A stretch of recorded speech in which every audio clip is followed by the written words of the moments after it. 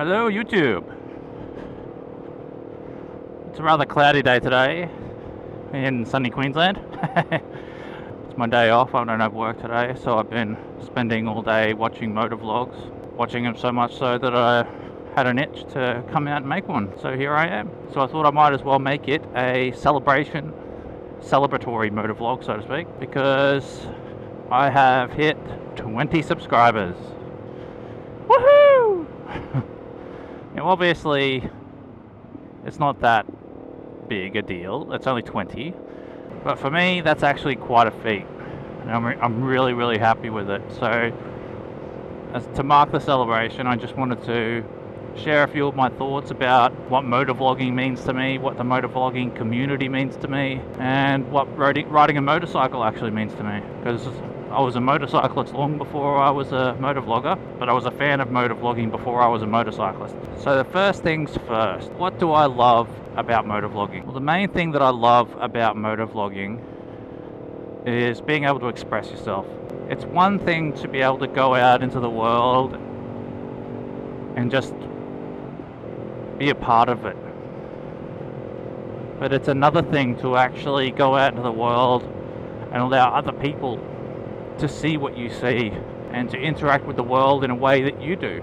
See how you interact with the world, see how certain situations affect you, see how certain situations can alter your perception of the world, especially when it comes to on the road, because there are so many things out here that you can't just see or you can't just read about. You have to actually see it, you actually have to experience it. Like, there's a bird on the road up ahead and I don't want to run over it, but he got the fuck out of the way, so he's a good bird. And then there's things like safety. Motovlogging taught me a lot of safety tips that I just would not have learned otherwise. That I never would have learned unless something bad had happened. You know, and when I was learning to ride a bike, I learned a lot. But a lot of the skills that I had, a lot of the skills that got me my license, in fact, were things that I'd learned watching motovloggers. And hopefully through my videos I will also show people a few things, a few tips that they may not be aware of. Most importantly, how to keep a cool head in a stressful situation without killing someone who cuts you off or putting yourself in a dangerous situation by antagonizing a situation further.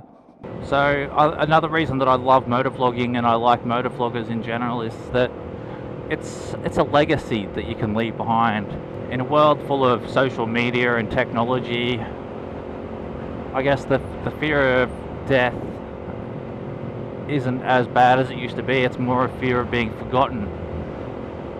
So by allowing a camera to go with you where you go, you're allowing people to, well, you're allowing yourself to live forever in a way, because someone can always turn back the clock when they watch a motovlog and they can see the world as it was at that particular point in time and at that particular moment, and it's a beautiful thing. So what do I love most about motovloggers?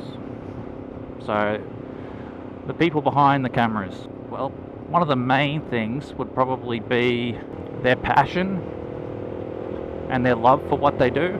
It's not just it's not a job.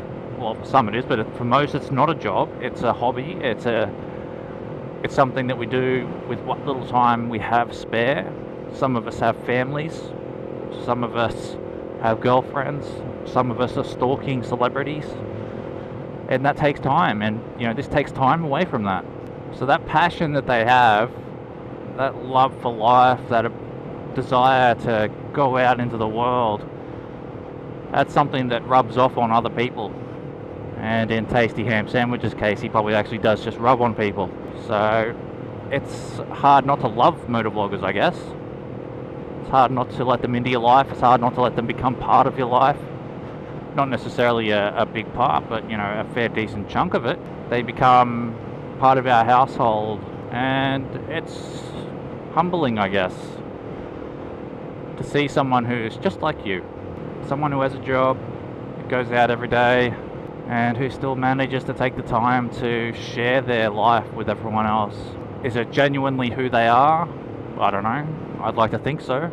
And it's not just their personalities that they bring life to in their videos, it's also their motorcycles. You know, they're not just tools or machines, they're an extension of their body. It's, you know, part of who they are deep down. It's part of who who they are inside. The bike has just as much personality as they do, in a way.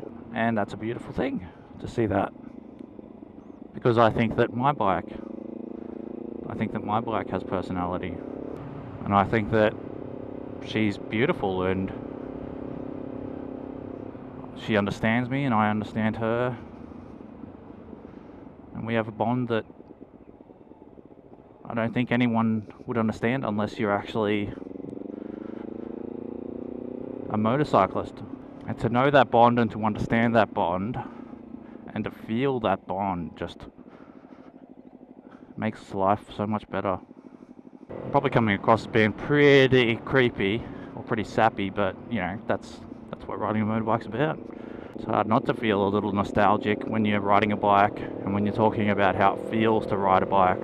So that takes me on to what I love about motorcycling, what I love about riding, and I have to say that it's the freedom. It's not an easy thing to do, although after a while it becomes second nature. So we've got freedom, we've got confidence. It gives you a lot more confidence when you ride a bike because you feel more powerful and in charge of everything around you, whereas when you're driving a car, you know, well, you're in a car. And even if I wasn't using a bike for commuting, I would still ride as often and as much as I could for as long as I could, simply because it's just so freaking amazeballs. I definitely recommend to anyone, if you've never ridden before, ride. If you can't afford to get your license, save up. You'll save a lot of money on petrol, you'll learn a lot about yourself, you'll make a lot of friends along the way. So to my first 20 subscribers, thank you very much for being with me along this journey. Who knows what will happen over the next 12 months or 2 years. All I know is I'm having a ball and I don't want things to change right now. I originally got my camera just for safety reasons. I wasn't too worried about my abilities or me being a safe rider. I was more worried about everyone else on the road. So getting a camera that didn't have a microphone didn't faze me, so I didn't get one. But I've got one now. So right now the camera without the microphone is the one that's looking at me right in the face. The one that I bought more recently is the one that I've got on my helmet. Well, that's it for today. Nothing too fancy. Just a quick little vlog to say thank you to those that have joined me and those that will hopefully be here in the months and years to come. And hopefully it's all downhill from here. Get it? Because riding a motorbike downhill is faster. I'm a dickhead. Well, see ya.